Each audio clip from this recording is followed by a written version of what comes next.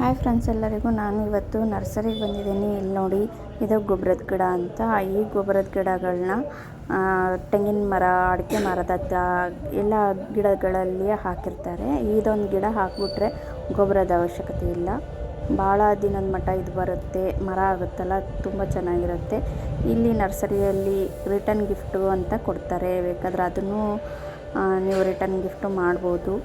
ಗೊಬ್ಬರದ ಗಿಡಗಳು ಭಾರಿ ಅವೈಲೇಬಲ್ ಇದೆ, ನೀವು ಬೇಕಾದರೆ ಕಾಂಟ್ಯಾಕ್ಟ್ ಮಾಡ್ಬೋದು. ಇದು ನಮ್ಮ ಫ್ರೆಂಡ್ ಅವ್ರದ್ದು ನರ್ಸರಿ. ನಾನು ಇಲ್ಲಿಗೆ ಬಂದಿದ್ದೆ, ನನ್ನ ಫ್ರೆಂಡು ಕರೆದಿದ್ರು ಅಂತ ಬಂದೆ. ನೋಡಿ, ತುಂಬ ಚೆನ್ನಾಗಿದೆ. ಗಿಡಗಳೆಲ್ಲ ಭಾಳ ಗ್ರೋತ್ ಬರ್ತವೆ.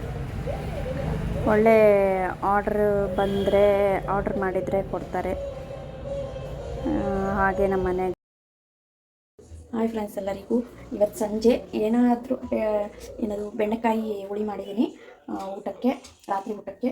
ಹಾಗೆ ನೆಂಚ್ಕೊಳಕ್ಕೆ ಬೇಕಲ್ಲ ಅಂತ ನನ್ನ ಮಗ ನಮ್ಮ ಮನೆಯಲ್ಲಿ 2 ಹಾಗಲಕಾಯಿ ಇತ್ತು. ಹಾಗಲಕಾಯಲ್ಲಿ ನಾನು ಹಾಗಲಕಾಯಿ ಫ್ರೈ ಮಾಡೋಣ ಅಂತ ಈ ಥರ ಸ್ಲೈಸಾಗಿ ಕಟ್ ಮಾಡ್ಕೋಬೇಕು. ನೋಡಿ, ತೆಳ್ಳಗೆ ಕಟ್ ಮಾಡ್ಕೋಬೇಕು.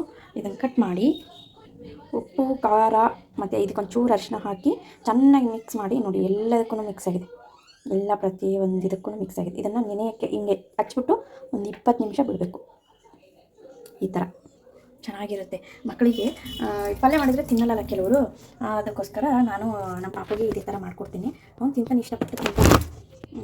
ಮನೆಯೊಳಗೆ ಏನೇ ಇರಲಿ ನೀವೇ ನಿಮ್ಮ ಕೈಯಾರೆ ಮಾಡಿ ಕೊಟ್ಟರೆ ಮಕ್ಕಳಿಗೆ ಚೆನ್ನಾಗಿರುತ್ತೆ. ಈಗಿರೋ ವಾತಾವರಣಕ್ಕೆ ಹೊರಗಿನ ತಿಂಡಿ ಆದಷ್ಟು ಕಮ್ಮಿನೇ ಮಾಡಬೇಕು.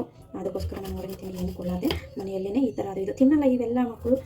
ಏನದು ಹಾಗಲಕಾಯಿ ಅವೆಲ್ಲ ತಿನ್ನಲ್ಲ ಮಕ್ಕಳು. ಆ ಕಾರಣಕ್ಕೆ ನಾನು ಈ ಥರ ಮಾಡ್ತಿದ್ದೀನಿ. ನೀವು ಒಂದ್ಸಲ ಮಾಡಿ ನೋಡಿ, ತುಂಬ ಚೆನ್ನಾಗಿರುತ್ತೆ. ಮಕ್ಕಳು ಇಷ್ಟಪಟ್ಟು ತಿಂತಾರೆ.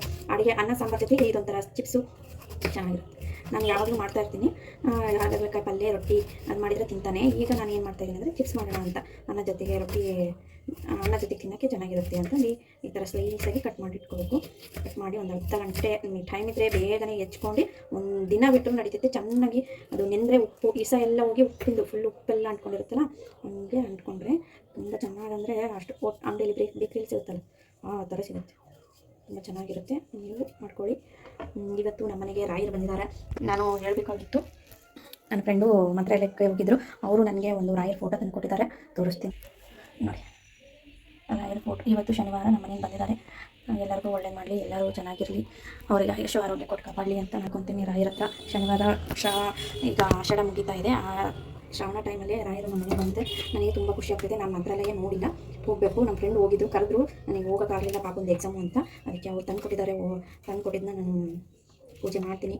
ಎಲ್ಲರಿಗೂ ಕಾಪಾಡಲಿ, ಎಲ್ಲರೂ ಚೆನ್ನಾಗಿರಲಿ. ಎಷ್ಟೋ ಏನೋ ಒಂಥರ ಖುಷಿ ಆಗುತ್ತೆ ಅಲ್ಲಿ ಮಂತ್ರಾಲಯದಿಂದ ಏನೇ ಬಂದ್ರು, ಯಾವುದೇ ದೇವಸ್ಥಾನಕ್ಕೆ ಹೋದ್ರೂ ಅಲ್ಲಿಂದ ಏನಾದರೂ ತಗೊಂಬಂದರೆ ತುಂಬ ಏನೋ ಒಂಥರ ಮನಸ್ಸಿಗೆ ಭಾಳ ನೆಮ್ಮದಿ ಇರುತ್ತೆ. ನೀವು ಮಂತ್ರಾಲಯಕ್ಕೆ ಹೋಗಿದ್ದೀರಾ ಏನು ಅಂತ ಹೇಳಿ. ನಾನು ಅಂತೂ ಹೋಗಿಲ್ಲ, ಹೋಗಬೇಕು. ನನ್ನ ಫ್ರೆಂಡ್ ಕರೆದ್ಲು, ನಾನು ಎಕ್ಸಾಮ್ ಇರೋ ಟೈಮ್ ಇದಕ್ಕೆ ಹೋಗಲಿಲ್ಲ. ಈಗ ಇದು ಒಂದಿಷ್ಟು ಉಪ್ಪು ಹಾಕ್ಕೊಂಡು ಕಳಿಸ್ತಾ ಇದ್ದೀನಿ. ಎಲ್ಲ ಮೆತ್ಕೋಬೇಕು. ಇದಕ್ಕೆ ಉಪ್ಪು, ಖಾರ, ಹಂಗೆ ಒಂದು ಸ್ವಲ್ಪ ನಿಂಬೆಹಣ್ಣು ನೆಂಟ್ಕೊಳ್ಳಿ. ಇಲ್ಲ ಬೇಡ ಅಂತಂದರೆ ಇಲ್ಲ ಅಂದರೆ ಪರವಾಗಿಲ್ಲ, ಅದಕ್ಕೇನಾಗಲ್ಲ. ಉಪ್ಪು ಖಾರ ಒಂದಿದ್ರೆ ಸಾಕು. ಚೆನ್ನಾಗಂದರೆ ಚೆನ್ನಾಗಿ ಬರುತ್ತೆ. ಚಿಪ್ಸ್ ಮಾಡಿದಾಗ ಕರ್ಕೊಂಡು ಟೇಸ್ಟಿ ಅಂದರೆ ಟೇಸ್ಟಿ ಆಗ್ತವೆ. ಅದರಲ್ಲಿ ಕಹಿ ಅಂಶ ಇರುತ್ತಲ್ಲ, ಅದಕ್ಕೆ ಎಣ್ಣೆ ಒಳಗೆ ನಾವು ಫ್ರೈ ಮಾಡಿದರೆ ಭಾಳ ಚೆನ್ನಾಗಿರುತ್ತೆ. ಎಲ್ಲ ಹಚ್ಕೋಬೇಕು. ಈ ಥರ ಹಚ್ಕೊಂಡ್ರೆ ಮಕ್ಕಳು ತಿನ್ನಲಾರ್ದವು ತಿಂದ್ಬಿಡ್ತಾರೆ. ಚಿಪ್ಸು ಅಂತಂದರೆ ಕೊಡಬೇಕಿದೆಲ್ಲ ಮಕ್ಕಳಿಗೆ, ಕೊಟ್ಟರೆ ತಿಂತಾರೆ. ನಾವೇನೋ ತಿನ್ನಲ್ಲ ಅಂದರೆ ಏನೂ ತಿನ್ನಲ್ಲ. ಈ ಥರ ಏನಾದರೂ ಮಾಡಿಕೊಟ್ರೆ ತಿಂತಾರೆ.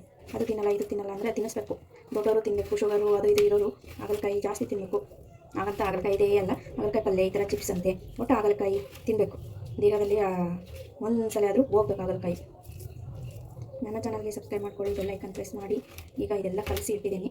ಒಂದು 10 ನಿಮಿಷ 15 ನಿಮಿಷ ಆಗಲಿ, ಆಮೇಲೆ ನಾನು ಫ್ರೈ ಮಾಡಿ ತೋರಿಸ್ತೀನಿ ಯಾವ ಥರ ಬಂತು ಅಂತ. ಹಾಗೆ ಇವತ್ತು ನಾನು ನರ್ಸರಿಗೆ ಹೋಗಿದ್ದೆ. ಅಲ್ಲಿ ನರ್ಸರಿ ಒಳಗೆ ಹೋಗಿ ನೋಡಿ, ಹಿಂಗಾಗಿದೆ.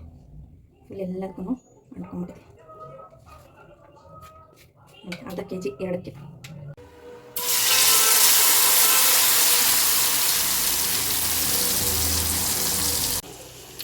ನೋಡಿ ಎಷ್ಟು ಚೆನ್ನಾಗಿ ಬಂದಿದ್ದಾವೆ, ಕ್ರಿಸ್ಪಿಯಾಗಿರ್ತವೆ. ಇದು ಅನ್ನ, ಬೇಳೆ ಸಾಂಬಾರಿಗೆ, ಏನಾದರೂ ಸಾಂಬಾರು ಮಾಡಿದಾಗ ಈ ಥರ ಮಾಡ್ಕೊಂಡು ನೆಂಚ್ಕೊಂಡು ತಿಂದರೆ ತುಂಬ ಚೆನ್ನಾಗಿರುತ್ತೆ. ಪಲ್ಯ ತಿನ್ನಲ್ಲ, ಈ ಥರ ಇದ್ದರೆ ತಿಂತಾರೆ. ನೀವು ಮಾಡಿ ನೋಡಿ ಹೇಗೆ ಬಂತು ಅಂತ ಕಮೆಂಟ್ ಮಾಡಿ. Thank you. ನನ್ನ ಚಾನಲ್ಗೆ ಸಬ್ಸ್ಕ್ರೈಬ್ ಮಾಡ್ಕೊಳ್ಳಿ, ಬೆಲ್ ಐಕನ್ ಪ್ರೆಸ್ ಮಾಡಿ.